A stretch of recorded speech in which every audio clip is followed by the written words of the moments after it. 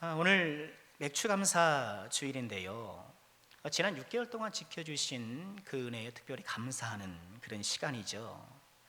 어떤 마음으로 맥추절을 맞고 계십니까? 교회 일정을 살피면서 맥추절이 가까운 것을 보고 저는 좀 살짝 고민이 들었어요. 안 그래도 코로나 때문에 여러모로 성도님들이 어려운데 감사절 때문에 좀 부담을 갖지는 않으실까. 또 주중에 전화 신방을 해보니 코로나 때문에 회사를 쉬고 있다 하는 분들이 또 여럿 계시더라고요. 이런 상황에서 우리 감사절을 맞는 것 좀 부담이 아닐까, 그런 생각이 들었었는데, 근데 왜 저는 감사절에 부담을 떠올리게 되었을까요? 당연히 헌금 때문이겠죠. 이 감사절 하면 대개 헌금을 먼저 떠올리게 되는 것 같아요. 우리 교회 문화가 이렇게 그렇게 되어 왔던 것 같아요. 맥추 감사절이 아니라 맥추 헌금절, 추수 감사절이 아니라 추수 헌금절. 감사절이 다가오면 헌금 걱정 먼저 하는 것이 이상하게 자동화 생체 시스템처럼 되어 있는 것이 아닌가 싶어요. 여러분, 이런 것은 마치 추석이나 설날이 되면 여러분 그 명절의 의미가 있잖아요. 오랜만에 온 가족들이 함께 모여서 또 사는 얘기하고 오순도순 사랑을 나누고, 그것이 명절의 의미일 터인데, 그런 명절의 의미는 상실하고 부모님께 용돈 얼마 드려야 되나, 또 이 자식들 또 조카들 손주들 만날 때 또 세뱃돈 얼마씩 해야 되나, 그런 걱정 부담을 갖는 것과 비슷한 것이 아닐까, 그렇게 생각이 들어요. 만약 이런 고유의 명절이든 우리 교회의 명절이든 이런 금전적인 부담 때문에 그 본래의 의미가 뒷전으로 밀려난다면 이건 뭔가 잘못돼도 단단히 잘못된 것 아니겠습니까? 세상에 어느 부모가 명절에 올해는 자녀들이 뭘 사들고 올까, 또 봉투에는 얼마를 넣을까, 여러분 그러면서 명절을 기다리는 부모가 세상 어디 있겠습니까? 여러분, 죄인인 우리도 그저 명절에 자녀가 찾아오고 밝은 모습으로 이렇게 만나는 것만으로도 기뻐할 줄 아는데, 우리도 하물며 하늘에 계신 우리 아버지시겠습니까? 여러분 그렇죠. 여러분, 오늘 감사절을 맞고 있는데 혹여 하나님을 향한 감사와 사랑이라는 이 감사절의 본연의 의미를 잃어버리고 부차적인 것들로 인해서 우리 마음이 어지러워져 있고 부담에 젖어 있다면 여러분 다 떨쳐버리시기를 주님의 이름으로 좀 부탁드립니다. 우리 주님께서는 우리의 마음을 보시고 우리의 있는 그대로의 모습을 기뻐하시는 분이시기 때문에 우리의 마음 중심을 보시는 하나님 앞에 여러분 이 시간에 자유롭게 나아가시고, 다시 우리 심령 가운데에 주님을 향한 감사와 사랑이 또 새롭게 샘솟아나는 그런 주일 꼭 되시기를 주님의 이름으로 축원합니다. 여러분, 감사절을 맞고 있는데 여러분, 우리 믿음 생활에 있어서 이 감사의 중요성은 아무리 강조해도 지나치지 않죠. 저는 신앙생활은 곧 감사생활이다, 그렇게 말씀드리고 싶습니다. 신앙생활에 감사가 없다고 생각해 보십시오. 내가 예배하는데 감사가 없고, 찬양하는데 감사가 없고, 또 애써 헌금하는데 감사가 없고, 땀 흘려 봉사하는데 감사가 없고. 우리 신앙생활에 있어서 감사가 사라지면 그만한 곤욕도 없어요. 그렇죠? 그저 건조한 종교적 의무로 전락하고 말 것입니다. 이런 감사 생활은 부단 신앙생활뿐만 아니라 우리 일상생활에 있어서도 중요합니다. 제가 지금 신앙생활, 일상생활 이렇게 말씀을 드렸지만 이게 사실상 분리가 되지 않는다는 것을 여러분 이해해 주시길 바랍니다. 우리는 모든 것이 신앙생활이죠. 가정생활도 신앙생활이고 직장생활도 신앙생활인 거예요. 다만 이해를 돕기 위해서 좀 분리해 보았습니다. 불행한 가정을 들여다보면 감사가 없는 경우가 많아요. 아내에게 고마워할 줄 몰라요. 내가 이만큼 했으니 집안에서 그 정도는 해야지, 이런 생각을 갖기 쉽고, 또 남편에게도 감사할 줄 몰라요. 다른 집 남편들 다 그 정도는 한다는 거예요. 아유, 더 잘해. 그러면서 남편의 수고를 폄하하고 고마워할 줄 모르고, 또 부모에 대해서 감사할 줄 몰라요.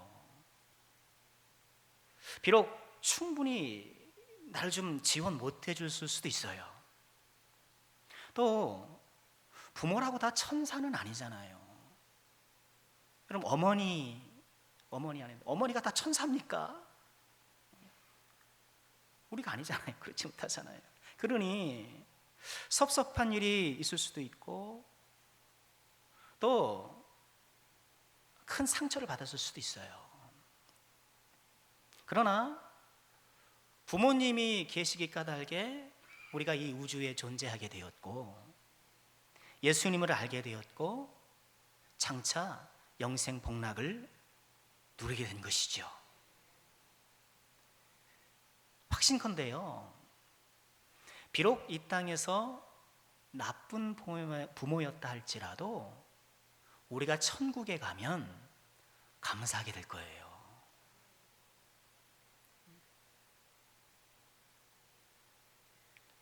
그래서 우리는 꼭 예수를 믿어야 돼요. 왜 하필 많은 부모 중에 이런 부모를 만났는가? 그 나쁜 부모에 대한 억울함이 이 세상에서는 풀리지 않을 수 있어요. 그래서 예수를 꼭 믿어야 되는 거예요. 그럼 이 세상에서의 억울함을 이 세상에서 다 풀 수 있다? 우리의 경험이 그렇지 않다라는 것을 입증해줘요.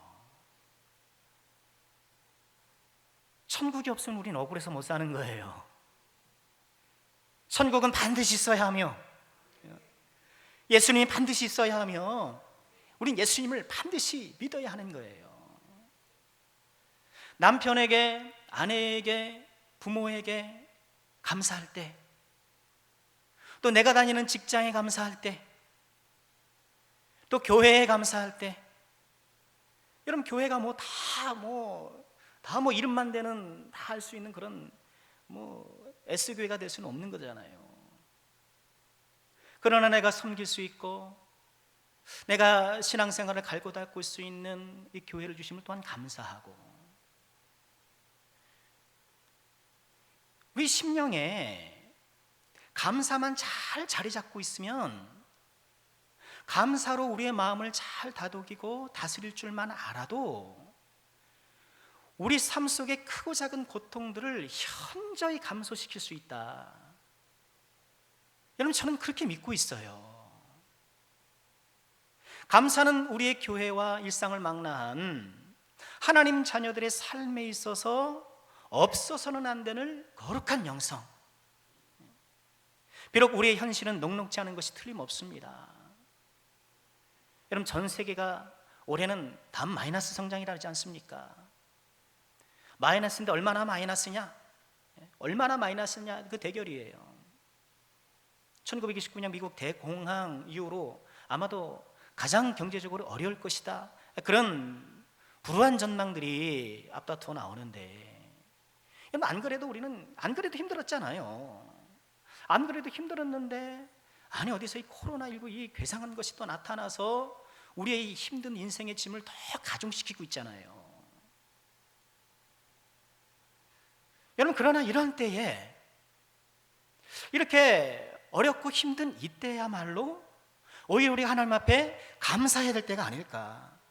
모든 일이 평안하고 잘 풀릴 때도 당연히 감사해야 되고, 그걸 하나님께서 기쁘게 받으시는 것 틀림없지만, 이렇게 어려울 때 더욱 하나님 앞에 감사하는 그 감사가 더 귀하지 않겠냐는 거예요.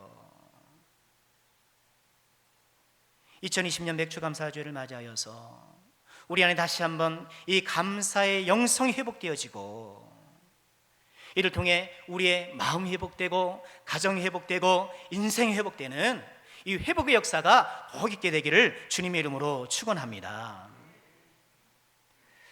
오늘 본문 속에서 우리는 어렵고 힘든 시련 속에서도 하나님께 감사했던 성도들을 보게 됩니다. 베드로 전서를 읽었는데요, 바로 이 베드로 전서를 받았던 그 교회들, 그 성도들입니다. 이 성도들에 대해서 6절은 이렇게 소개해요. 그러므로 너희가 이제 여러 가지 시험으로 말미암아 잠깐 근심하게 되지 않을 수 없으나 오히려 크게 기뻐하는도다. 여러 가지 시험으로 인해서 지금 근심하게 되지 않을 수 없으나, 시험으로 인해서 잠깐 근심할 수 있다는 것을 하나님은 알고 계셔요. 왜 근심하느냐? 왜 그렇게 슬퍼하느냐? 그렇게 하지 않으셔요. 우리 그런 일반적인 슬픔과 고통과 그런 근심을 이해하셔요. 그런데 오히려 크게 기뻐하는도다. 오히려 크게 기뻐하는도다. 여러분, 기뻐하는도다 이 말씀을 감사하는도다 라고 바꾸어도 여러분 전혀 이상할 것이 없습니다. 의미가 상통할 것입니다. 오히려 크게 감사하는도다. 오히려 감사하는도다. 베드로전서는 주후 64년경에 시작된 네로 황제의 기독교 박해를 그 배경으로 하고 있습니다. 당시 로마에 이 베드로가 있었고요, 이제 네로 황제의 그 가혹한 박해가 시작될 것을 예상하고, 혹은 그 박해가 일부분 시작됐을런지도 모르겠고요, 그런 박해에 직면할 성도들을 위해서 본서신을 기록한 거예요. 그러니 오늘 6절에서 말씀하고 있는 여러 가지 시험은 우리가 흔히 말하는 그 시험, 나 시험 들었어요. 뭐예요? 저 기분 나빴어요. 그죠? 그 마음이 하찮은 것은 아니지만, 여러분, 우린 시험 들었다고 할 때는 언짢은 마음을 그렇게 표현할 때가 좀 많아요. 심기 불편한 거예요. 근데 베드로전서를 보면 6절에 나오는 그 시험은 좀 내가 기분 좀 나쁜 것, 이런 것과는 차원이 다른 거예요. 여차하면 목숨을 잃게 되는 가혹한 박해, 시험이에요. 로마 정부의 기독교 박해는 잔혹했습니다. 기독교를 처음 박해하기 시작한 것이 네로. 많이 들어보시죠? 네로. 옛날에 코미디 프로그램에도 이 네로 황제가 나왔지 않습니까? 최양락이었나요? 네로 황제는 주후 64년에 로마에 큰 화재가 발생합니다. 수도 로마에. 근데 사람들은 의심했어요. 저거 네로 황제가 새 궁전 지으려고 일부러 저랬다. 그렇게 의심하는 것도 많이 있었는데, 이렇게 대화재가 발생하니 이 책임을 지울 희생양이 필요하죠. 그 희생양으로 누구를 점 찍었겠습니까? 기독교인들을 점 찍었던 거예요. 저 이상한 집단, 우상을 섬기지 않는 저 이상한 집단. 기독교인들에게 로마 대화제의 탓을 뒤집어 씌우고 잔혹하게 박해했습니다. 당시 박해에 대해 로마의 역사가 타케투스는 다음과 같은 기록을 전해요. 그들은 살해당할 때에 놀림감이 되었다. 즉 야수의 모피를 뒤집어 쓴 채 개에게 물리고 뜯겨 죽었다.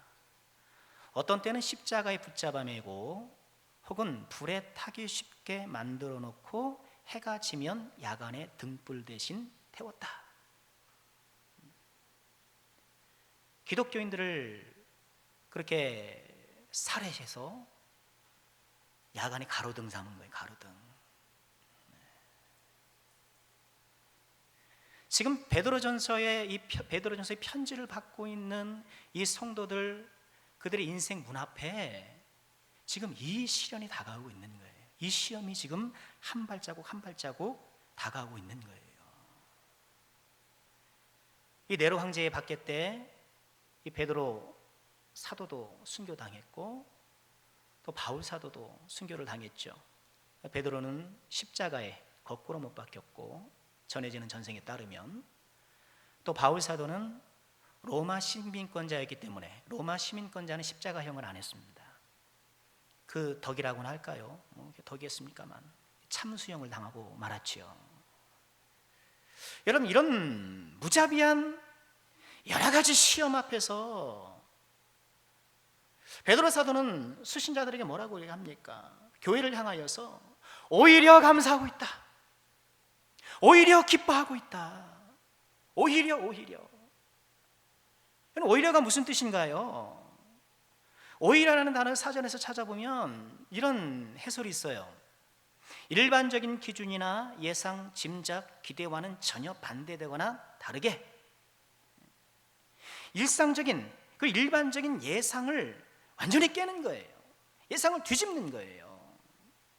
누가 봐도 슬퍼할 것으로 예상되는데 기뻐하는 거예요.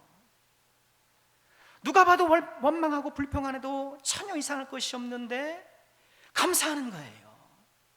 이 오히려. 여러분, 이 시대를 살아가는 저 여러분들에게 꼭 필요한 믿음이 있다라면 이런 오히려의 믿음, 오히려의 감사, 그럼에도 불구하고의 믿음, 그럼에도 불구하고의 감사가 우리가 다시 한번 묵상해야 될, 우리 10년 가운데에 채워지기를 소망해야 될 그런 감사의 영성이 아니겠느냐 하는 것입니다.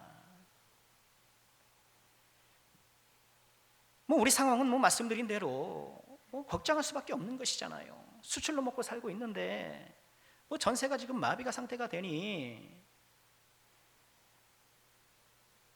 재난지원금으로 소비가 좀 반짝했는 모양이에요. 그런데 그게 얼마나 가겠습니까? 이렇게 수출이 안 되고 기업들이 스톱하기 시작하면 나라가 돈 싸놓고 있습니까? 무한히 거기서 국가 재난지원금을 줄 수가 있는 상황이 아니잖아요. 빨리 이게 끝나야 되는데. 지금 우리의 현실은 누가 봐도 걱정, 근심이 당연해 보이고 누가 봐도 불안하고 염려하는 것이 당연해 보이는데 그 반대로 오히려 감사하는 것, 여러분, 우리에게 꼭 필요한 것, 우리의 현실이 넉넉지 않고 여전히 앞날은 안개 속에 가려져 있고, 그러나 이런 상황에서도 오히려 크게 감사하고 오히려 하나님 앞에 기뻐하는 것, 여러분, 이런 오히려의 감사, 오히려의 믿음으로 주님 앞에 섬을 통하여서 우리 하나님 앞에 크게 기쁨을 드리고 우리 삶 가운데 회복해 주시는 놀라운 은혜를 체험하시는 주의 종들 꼭 되시기를 주님의 이름으로 축원합니다. 그러면 이 베드로전서를 받은 성도들은 어떻게 그런 모진 박해와 핍박에도 불구하고 크게 기뻐할 수 있었을까? 두 가지만 묵상하고 말씀 마칠게요. 첫 번째는요, 그들에게 산 소망이 있었기 때문에 그래요. 소망이 있었기 때문에. 3절 말씀 보실까요? 우리 주 예수 그리스도의 아버지 하나님을 찬송하리로다. 그의 많으신 긍휼대로 예수 그리스도를 죽은 자 가운데서 부활하게 하심으로 말미암아 우리를 거듭나게 하사 산 소망이 있게 하시며. 이들이 여러 가지 시험, 그래서 마음 언짢은 그런 시험이 아니라 까딱하면 내 생명을 잃을 수도 없는 그런 급박한, 그런 가혹한 시험 앞에서도 오히려 크게 기뻐할 수 있고 감사할 수 있었던 것은 그들 안에 소망이 있더라는 거예요. 소망. 그들 가슴 속에 살아있는 소망. 살아있는 소망이 무엇이겠습니까? 이렇게 박해가 와도 나는 살아날 수 있을 거야.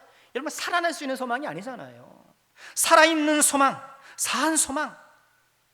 그저 소망이 소망하다 끝나는 희망 고문으로 사라지는 그런 소망이 아니라 확실한 결과가 보장되어 있는 진짜 소망. 여러분, 이것이 산 소망이잖아요. 그럼 무엇을 그렇게 소망했기에? 그들이 소망한 내용은 무엇일까요? 4절 말씀이에요. 썩지 않고 더럽지 않고 쇠하지 아니하는 유업. 그것을 소망하고 있는 거예요. 그럼 유업이라는 게 뭔가요? 문자적으로는 이것은 유산을 뜻해요. 유산을 뜻하는데, 주님께서 다시 오실 때 우리가 영원히 누리게 될 하나님의 나라를 은유하는 표현이에요. 그걸 유산으로 받는 거예요. 하나님 나라를. 우리가 하나님의 자녀니까. 여러분이 하나님 나라에 대해서 잠시 한번 생각해 볼까요? 살펴볼까요? 이 4절 말씀은 우리가 받게 될 유업 하나님 나라에 대해서 세 가지를 얘기를 해요. 썩지 않고 더럽지 않고 쇠하지 아니하는다. 여러분, 이거는 하나님 나라에서 얻게 될, 우리가 소망할 그 하나님 나라에서 얻게 될 것과 이 땅의 나라에서 얻게 될 것을 대비해서 대비한 그런 표현이에요. 무슨 얘기인가요? 이 세상에서 우리가 얻고자 소망하는 것들은 결국 썩고 더럽고 쇠하는 것들이라는 거예요. 반면에 장차 우리가 하나님 나라에 들어가게 되면 우리가 유산으로 물려받을 그 하나님 나라는 결코 썩지 않고 더럽지 않고 쇠하지 않더라는 거예요. 여러분, 그렇죠? 우리는 이 세상을 살아갈 때에 크고 작은 소망을 갖고 살아가게 돼요. 재물에 대한 소망도 가져야죠. 여러분, 돈은 우리가 안 쓰고 살 수 없잖아요. 우린 크리스찬도 재물에 대한 소망을 가져야 돼요. 내가 어떤 일을 해서 어느 정도의 수익을 얻고 또 그것을 어떻게 좀 잘 사용해서 내 삶의 질을 높이겠다. 재물의 소망 당연히 가져야죠. 또 출세의 소망도 우리는 가져야 돼요. 때가 되면 좀 진급할 소망도 좀 가져야 되고, 만년대리함. 때가 되면 내가 진급할 소망도 갖게 되고, 또 기회가 주어지면 더 높은 지위에 올라서 나의 역량을 또 펼쳐나가고, 우리가 그걸 소망해야 돼요. 여러분, 이런 것들이 우리 인생의 궁극적인 목적, 우리 인생의 전부가 되어서는 안 되지만, 우리가 인생을 살아가면서 이러한 소망들을 그때그때 세우고 그 소망을 이루어가면서 여러분 그렇게 살아가는 거 아니겠습니까? 또 하나님께서는 우리로 하여금 이런 소망을 품게 하셔서 기도하게 하시고 또 그것을 통해서 우리 인생을 전진시키시는 거예요. 우리는 그것들을 소망해야 돼요. 그러나 우리가 이 땅에서 얻고자 하는 그 소망하는 것들의 궁극적 본질을 잊지 말아야 돼요. 썩고 더럽고 쇠하게 된다는 거예요. 우리가 이 세상에서 소망해서 얻는 것들은 부패의 위험성이 있어요. 우리가 재물을 소망하고 또 돈을 적정선에서 소망해야 되게 하지만, 여러분, 재물이 어떻습니까? 재물은 사람의 마음을 부패시키기가 쉬워요. 돈 때문에 속이고, 돈 때문에 싸우고, 돈 때문에 심지어 사람을 죽이기도 하고. 여러분, 돈이 인간 사회를 부패시키는 일들이 얼마나 많아요. 이 세상에서 우리가 얻기를 소망하는 것들은 더러움을 타기가 쉬워요. 저보다 더 잘하실걸요. 이 세상에서 내가 좀 돈을 좀 벌려고 하면 자꾸 더러운 게 껴요. 감자 캘 때가 됐는지 모르겠습니다만 감자를 캐면 흙이 묻잖아요. 내 손에 흙 안 묻히고 감자 캘 수 있는 방법 있습니까? 상상으로 캐면 돼요. 상상으로. 없어요. 감자를 캐면 흙이 묻는 것처럼 이 세상에서 내가 소망하는 것들을 캐낼 때에는 방에 뭐가 묻어요. 부득이하게. 시편 128편에서 여호와를 경외하며 그 길을 걷는 자들의 복을 노래하면서요, 이런 말씀을 하시죠. 여호와를 경외하며 그의 길을 걷는 자마다 복이 있도다. 어떤 복인가요? 내가 내 손이 수고한 대로 먹을 것이라. 이게 복이에요. 이게 복. 내가 수고한 대로 먹는 것이 가장 깨끗해요. 가장 더럽지 않아요. 문제는 뭐예요? 내가 수고한 것 이상을 얻으려고, 수고는 하지 않으면서 얻으려고, 거기서 자꾸 안 좋은 일이 생기는 거 아닙니까? 여러분, 수고하지 않고 얻으려고 하는 사람을 우리가 뭐라고 불러요? 도둑이라고 부르는 거예요. 도둑. 아, 목사님, 도둑도 담 넘을 때 얼마나 수고하는데. 그런 말씀 하지 마시고요. 이 세상의 것들을 우리가 이 세상을 살아가면서 소망해야 되고, 그 소망을 이루어가면서 우리 인생이 전진되는 것은 사실이지만, 여러분, 권력도 그러잖아요. 권불 10년이에요. 권불 10년. 인기도 한때요. 인기도 한때. 미모도 한때예요. 미모도 한때. 미모도 한때예요.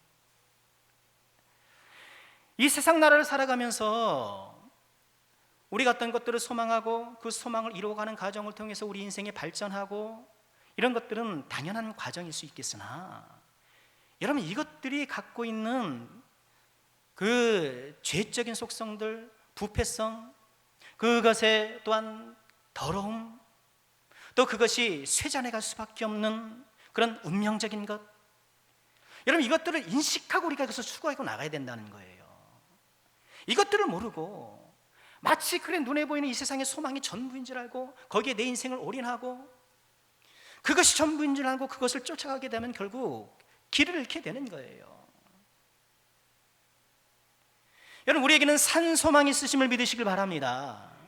하나님 나라를 상속받기를 소망하고 그 나라를 갈망하고 그 나라에 어울리는 사람이 되기 위해서 지금부터 준비해 나아가는 것, 여러분, 이 소망을 키우는 것이야말로 참 소망, 살아있는 소망이다라는 거예요. 다른 건 내가 소망해도 이루어지 못할 때가 많고, 다른 것들은 다 소망해도 희망 고문으로 그칠 때가 많이 있지만, 이 살아있는 소망을 우리가 잘 갖고 닦고 이것을 붙잡고 이 소망이 실현되기 위해서 달려가면, 이 소망은 산 소망이 되어서 우리에게 확실한 결과를 보증해주고 하나님 나라의 당당한 일원이 되어서 영생 복락과 이 땅에서 모든 괴로움과 슬픔을 다 뒤로하고 주님 안에 큰 복락 가운데 살아가게 되었다는 것이죠. 하나님 나라를 소망하는 것이야말로 산 소망.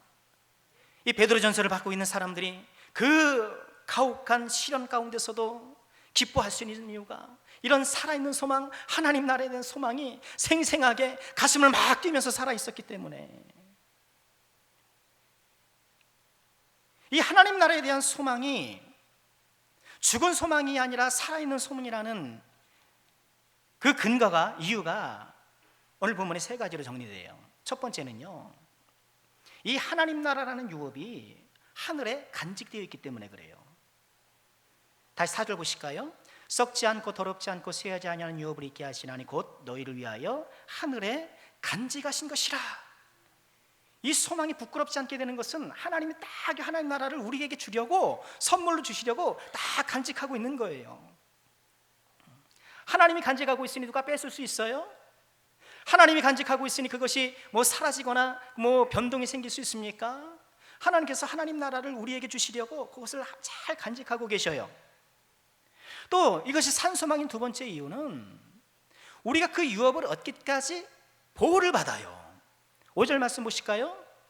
너희는 말세에 나타내기로 예비하신 구원을 얻기 위하여 믿음으로 말미암아 하나님의 능력으로 보호하심을 받았느니라. 너희는 보호하심을 받았느니라. 그 구원을 받기까지, 그 유업을, 그 하나님 나라를 받기까지 우리를 보호해 주셔요. 아무리 하늘나라에 잘 간직되어 있으면 뭐해요? 내가 그것을 못 가지면 아무 소용이 없죠. 잘 간직해 주셨을 뿐만 아니라 우리가 그것을 차지하기까지 우리를 지켜주셔요. 우리를 보호해 주셔요. 그러니 얼마나 감사한 소망입니까? 하나님 나라라는 유업을 소망하는 이 소망의 산 소망인 세 번째 이유는요, 예수님의 부활이 이것을 보증해 주기 때문에 그래요. 3절 말씀 보실까요? 우리 주 예수 그리스도의 아버지 하나님을 찬송하리로다. 그의 많으신 긍휼대로 예수 그리스도를 죽은 자 가운데서 부활하게 하심으로 말미암아 우리를 건너게 하사 산 소망이 있게 하시며, 부활하게 하심으로 말미암아 산 소망이 있게 하시며, 우리의 소망이, 하나님 나라를 유업으로 바라보는 그 소망이 살아있는, 결과가 확실하게 보증되어 있는 그런 산 소망 이유가 무엇이라는 거예요? 예수님의 부활을 보니까 그렇다라는 거예요. 예수님의 부활만큼 확실한 보증이 없다라는 것이죠. 그렇죠. 우리의 유업이 하늘에서 잘 간직되어 있다라는 것, 또는 그것에서 우리를 보호해 주신다라는 것은 약속의 형태로 주어졌지만, 예수님의 부활은 어때요? 증거의 형태로 주어진 것이죠. 확실한 증거지요. 예수님의 부활을 직접 목격했던 베드로, 내가 베드로였다고 한번 생각해 보세요. 베드로였다고 생각해 보세요. 예수님이 대제사장에게 신문 받을 때에 베드로도 신문 받고 있었잖아요. 누구한테요? 계집종한테. 너 그의 제자잖아. 계집종이 신문하니까 저기서 예수님은 자신이 하나님의 아들이라는 것을 고백하시는데 자기는 예수님의 제자를 부인하고 있어요. 베드로가 어떤 사람입니까? 저는 그리스도 살아계신 하나님의 아들입니다. 첫 신앙 고백자요, 그렇죠? 첫 부인자예요. 예수님이 부활하셔서 베드로를 만나셨잖아요. 부활하신 예수님을 만난 이 베드로의 감격이 어땠을까? 부활하신 예수님을 보니 그동안 예수님이 말씀하셨던 것, 그동안 예수님이 보여주셨던 것, 그 모든 것들이 진리로구나, 틀림없는 진리로구나 확신하게 된 것 아닙니까? 이 부활하신 예수님을 믿고, 부활하신 예수님을 만났고, 그렇기 때문에 이 베드로는 자신 있게 얘기하는 거예요. 우리의 소망은 살아있는 소망이다. 여러 가지 시험이 와도 우리는 크게 기뻐할 수 있다. 여러분, 우리에게 이 부활의 소망, 우리 부활의 믿음이 우리에게도 동일하게 있는 것 아니겠습니까? 여러 가지 시험으로 잠깐 근심할 수밖에 없었지만 오히려 크게 기뻐하고 감사할 수 있는 것, 하나님 나라에 대한 생생하게 살아있는 산 소망, 우리 모두에게 이런 소망이 있게 되기를 주의 이름으로 축원합니다. 여러 가지 시험이, 여러 가지 인생의 모든 것들이 나를 지금 에워싸고 있는 이 상황에서 우리가 어떻게 이것을 돌파해 나갈 것인가? 여러분, 산 소망이야말로 우리를 겹겹이 에워싸고 있는 이 인생 시련의 울타리를 파헤치고 돌파해 나가는 그런 돌파구가 아니겠습니까?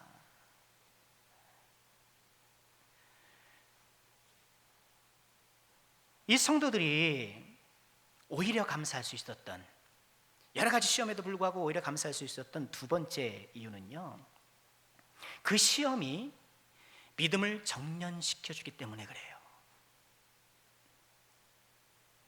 7절 말씀 함께 보실까요? 너희 믿음의 확실함은 불로 연단하여도 없어질 금보다 더 귀하여 예수 그리스도께서 나타나실 때의 칭찬과 영광과 존귀를 얻게 할 것이라.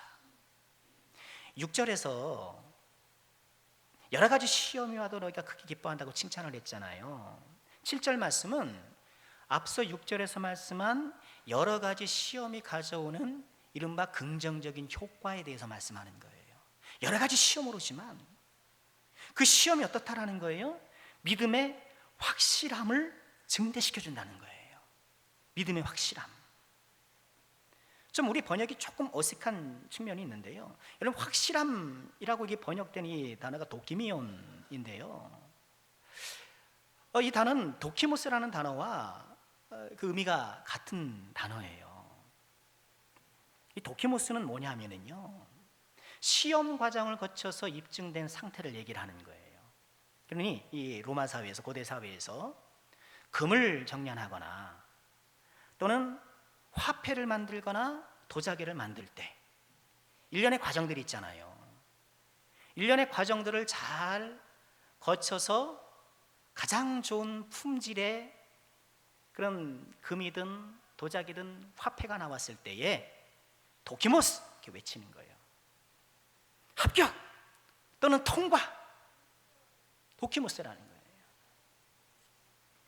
자, 이 7절의 말씀은 뭔가요?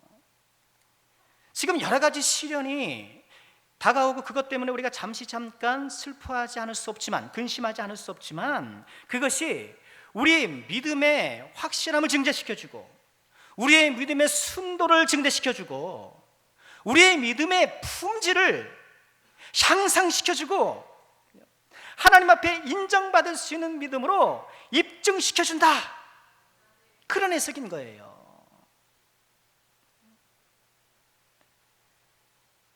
금강석을 채취해서 정련의 과정을 거쳐서 불순물이 제거이 되고 순금이 나오는 것처럼 여러 가지 시험이 영적 정련의 과정에 되어서 우리의 믿음을 순금처럼 정결하게 한다라는 거, 7절은 바로 그것을 보여주고 있는 거예요. 그러니 여러 가지 시험이 와도 그 시험이 나의 믿음을 오히려 더 품질 좋은 믿음, 표현이 그렇습니다만 순도가 높은 정금 같은 믿음으로 나를 만들어주니 오히려 크게 기뻐한다라는 거예요.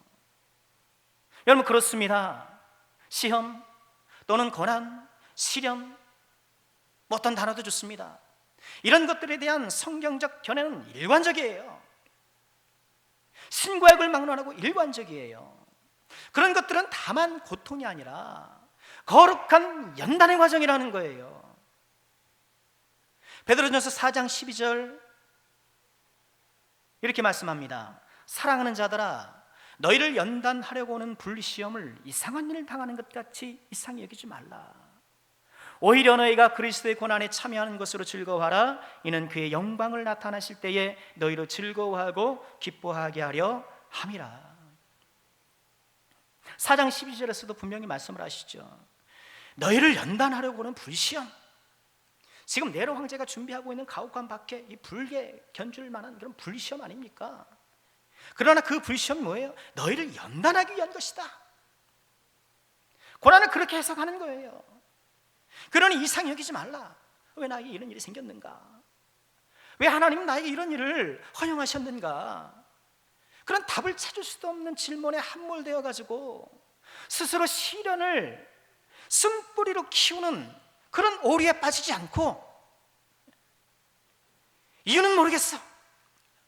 그러나 분명한 것은 지금 나를 괴롭히고 지금 나에게 불시험처럼 다가오는 이 모든 것들이 분명 연단의 과정이야. 이것을 통해서 나는 하나님께서 더 기뻐하시는 정금 같은 믿음으로 거듭날 거야. 로마서 5장 3절 4절은 그렇게 말씀을 하시죠. 다문이뿐 아니라 우리가 환난 중에도 즐거워하나니 이는 환난은 인내를, 인내는 연단을, 연단은 소망을 이루는 줄 알미로라. 이런 연단의 과정을 통하여서 소망이 이루어진다라고 로마서는 말씀하고 있는 거예요. 그러니 환난 중에도 즐거워하자. 환난이 오더라도 오히려 감사하자. 오히려 감사하자.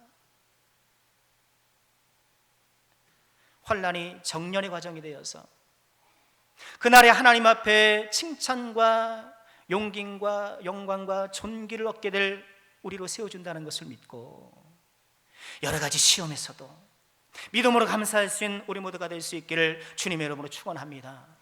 그러므로 우리가 해야 할 일이 있습니다. 그것은 무엇일까요? 감사를 선택하는 것입니다. 감사절 때마다 제가 말씀하는 거예요.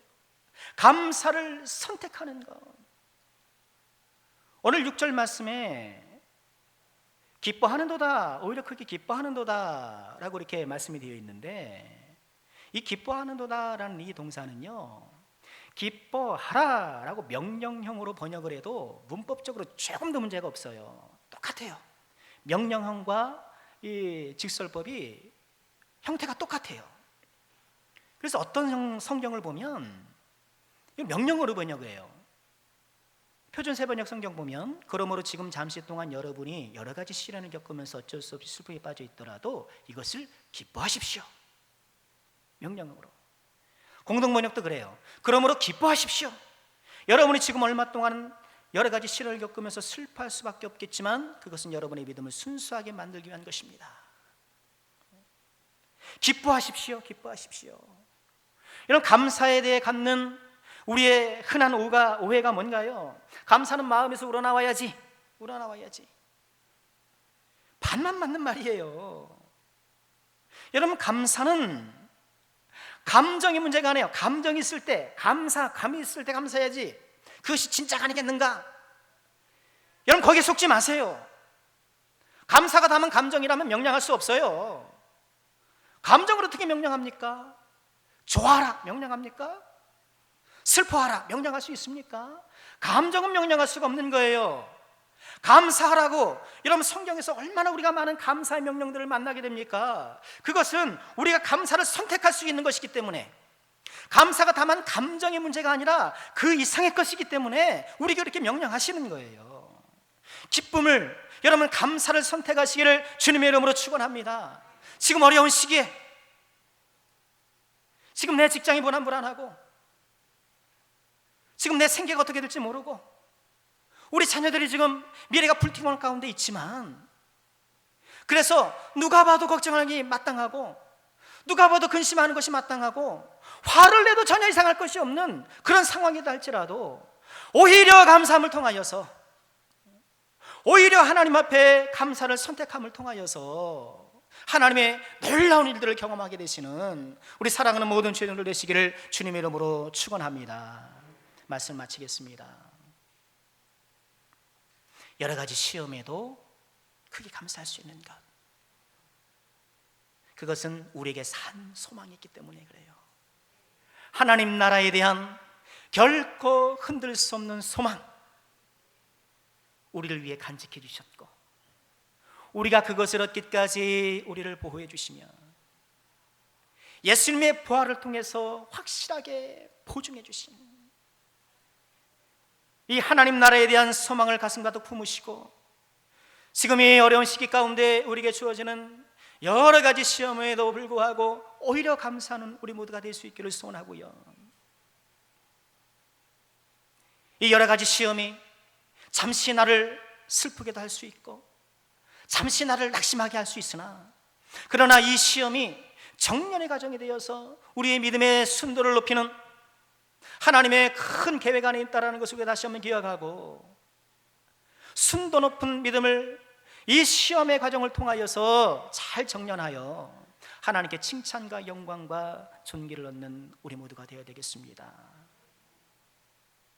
겹겹이 나를 에워싸고 있는 이 시험과 잘 풀리지 않는 인생의 그 답답함 가운데에 마음이 어둡고 괴로우십니까? 너무 힘들어서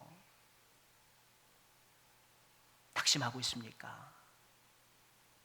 오히려 감사하시길 바랍니다. 믿음으로 감사를 선택하시길 바랍니다. 우리 인생을 에워싸고 있는 모든 시험을 넉넉히 이겨나가고 나로 하여금 높은 곳에 다니게 할지라. 하박국서 3장 말씀을 인용했는데요, 이 모든 나를 에워싸고 있는 이런 시험을 위에서 내다볼 수 있는 영적 비상을 통하여서 높은 곳으로 다니게 되는 그런 은혜가 우리 사랑하는 모든 죄인들 가운데 우리 모두에게 있게 되기를 주님의 이름으로 축원합니다.